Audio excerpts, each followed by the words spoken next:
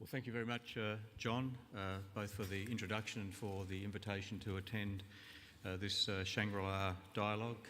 It's my third Shangri-la Dialogue, so to speak in Australian and United Kingdom parlance, it's a hat trick for me.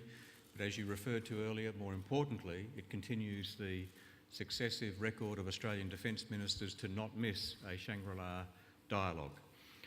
Can I acknowledge my panel members, Puck Panomo and Philip Hammond, Secretary of Defence for the United Kingdom. I have, John, prepared a paper and given time constraints, I'm not proposing to read all of it, but in the interest of transparency, that paper will be published, placed on the website, and you should treat all of it as read.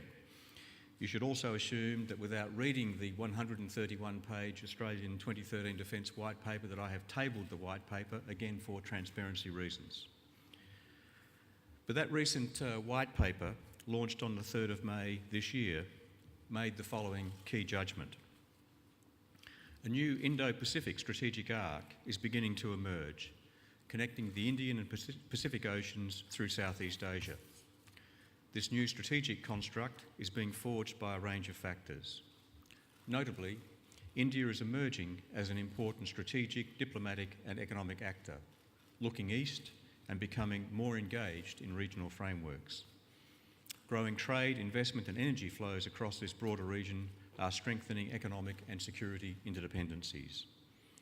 These two factors combined are also increasingly attracting international attention to the Indian Ocean, through which some of the world's busiest and most strategically significant trade routes pass.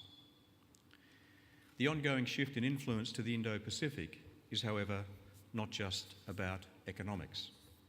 Economic growth has underpinned military modernisation and military capability growth across the Indo-Pacific. The Indo-Pacific is home to 4 of the world's major powers and 5 of the world's largest militaries: China, India, Russia, the United States and North Korea.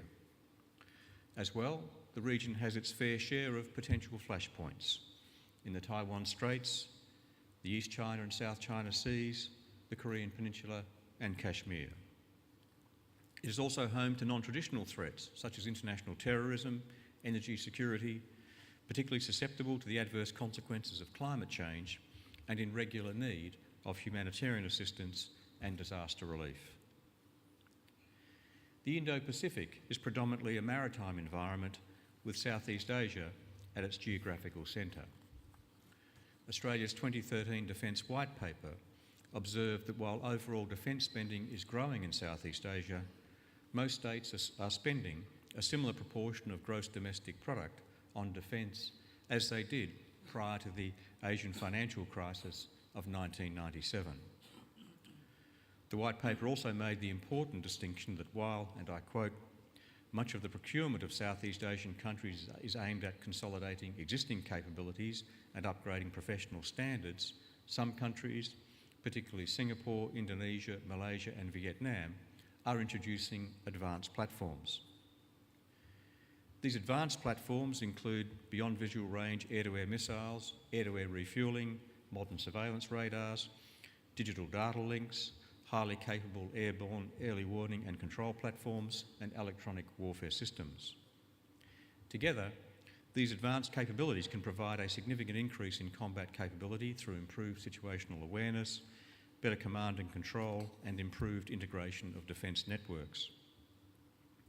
It's not surprising that in this maritime domain, some Southeast Asian countries are introducing advanced submarines that have highly capable systems, such as Malaysia's diesel electronic Scorpene class equipped with the Black Shark torpedo. The Indonesian Navy is seeking to introduce advanced corvettes, submarines and anti-ship guided missiles over the next 20 years. More broadly in the Indo-Pacific, the size of China's economy, combined with its domestic defence industry and military planning, has enabled its official defence spending to deliver significant capabilities, including modern submarines and the continuing development of anti-ship ballistic missiles, 5th generation fighter aircraft, carrier-based air power, anti-submarine warfare capabilities and counter-space systems. India is also pursuing modernisation across its military forces.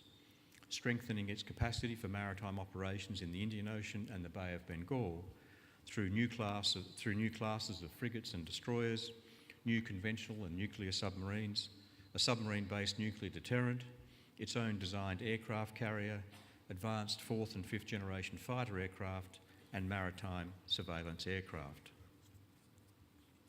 Australia acknowledges that its future prosperity is tied to the stability and security of our diverse and dynamic region, a region emerging as the world's economic, political and strategic centre of gravity, but which also faces a range of security challenges.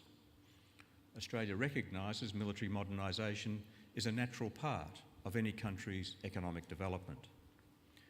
The countries of the Indo-Pacific are no different in this respect. Australia both expects and accepts that the countries of the region will continue to modernise their defence forces as Australia itself will. At the same time, however, Australia will continue to encourage all countries to be open about their defence policies, procurement plans, military planning, and transparent about strategic intentions. Sometimes commentary around transparency seems often to focus exclusively on China. The requirement for strategic transparency is not unique to any one country.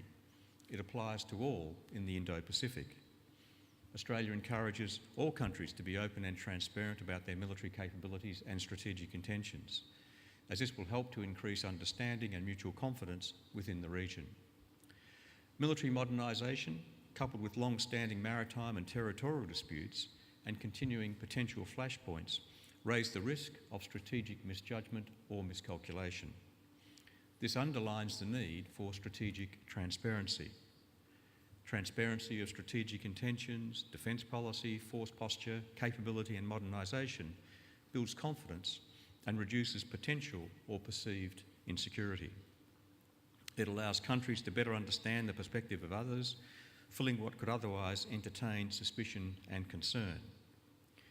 If countries do not offer transparency, we are all collectively faced with a risk of miscalculation. White papers are an opportunity presented to government to make declaratory statements on their defence policies and postures and present opportunities to provide more detailed assessments of their security environment and propose policies to address security challenges. They can describe current military capabilities, force structure, budgets, and outline future modernisation proposals. They can provide information on why certain procurement and modernisation paths are being pursued and the policy position that is supported by those capabilities. This transparency can help to reassure the region that there is trust in defence planning and procurement and that acquisition of capabilities do not need to bring about a sense of threat.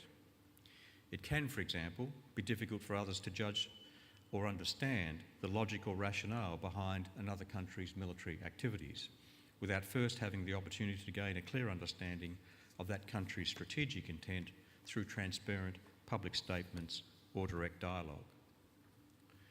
Providing others with an understanding of intentions and perspectives does provide a basis upon which to build cooperation. Sharing perspectives helps identify common interests and challenges, expanding the opportunity in which to pursue deeper cooperative defence engagement. Shared renewed interest in growing maritime trade, for example, has provided a basis for regional cooperation at multiple defence and military levels to address piracy. Transparency, of course, is not achieved through a single event or a single document. Transparency is a continuous process. Ongoing dialogue and engagement builds habits of mutual trust, cooperation and understanding. Regional security architecture can both enhance this understanding and help the region to keep pace with strategic change. The ASEAN Defence Ministers Meeting Plus has made rapid progress, providing opportunities for such cooperative engagement. It will conduct its first humanitarian assistance and disaster relief exercise later this month, involving all 18 member countries. Future training, exercises and familiarisation visits under this framework offers a key way through which to develop military-to-military and defence-to-defence linkages.